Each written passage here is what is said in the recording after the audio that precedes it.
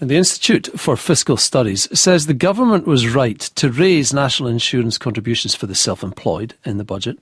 The changes would see millions of self-employed workers pay an average of £240 a year more.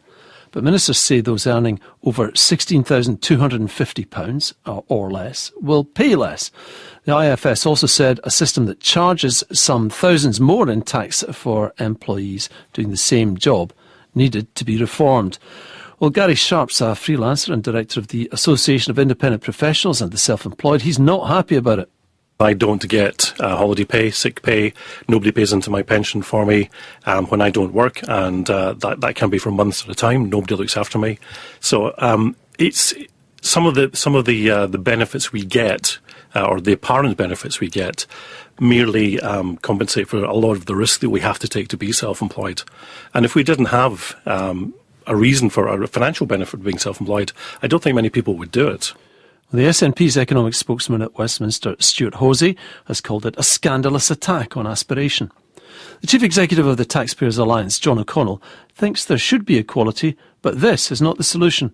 It's an important thing to try and equalise the tax treatment between self-employed people and what you'd call regular employees. But I think what the Chancellor should be doing is be looking to cut the rates for employees rather than hike them on the self-employed, who are entrepreneurs, are people who set up their own business, take risks and grow the economy and create new jobs. So rather than trying to level up, the Chancellor should be trying to level down and give people a break, especially as we try and disentangle ourselves from the EU. But would you accept that the situation before now was unequal and unfair?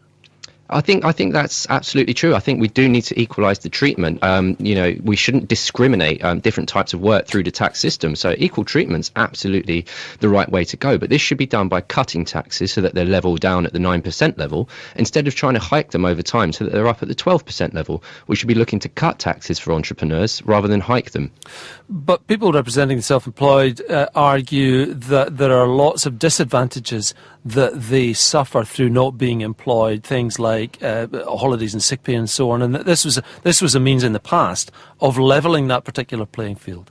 Absolutely, and I think that the self-employed are going to be entitled to state pensions quite soon, and I think over time there's going to be a broader discussion about whether they're going to be conferred with more statutory benefits that employees receive, such as sick pay, maternity and paternity pay, particularly in a discussion about how the government deals with the gig economy, i.e. people who work several jobs, quite often for companies, using digital platforms and this kind of thing. So I think which brings up the whole distinction between self-employed and employed, doesn't it? Absolutely, and the Taylor review is ongoing at the moment, and it will be fascinating to see the results of that in the summer. That's Matthew Taylor, who was one of Tony Blair's advisors. I think it's an area that nobody really has an answer for at the minute.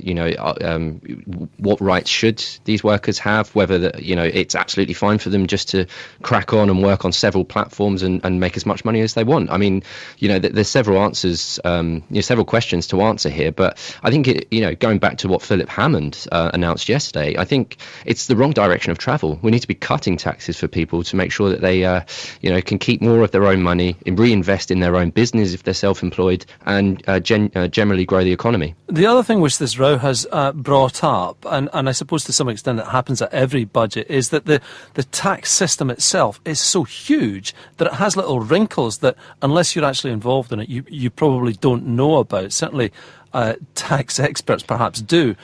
But is it time to simplify the whole thing? I mean, perhaps not to the extent of having a flat tax, but just to make it a bit more simple to understand. That's long overdue. I think businesses don't understand the tax system, and no chance that individuals do.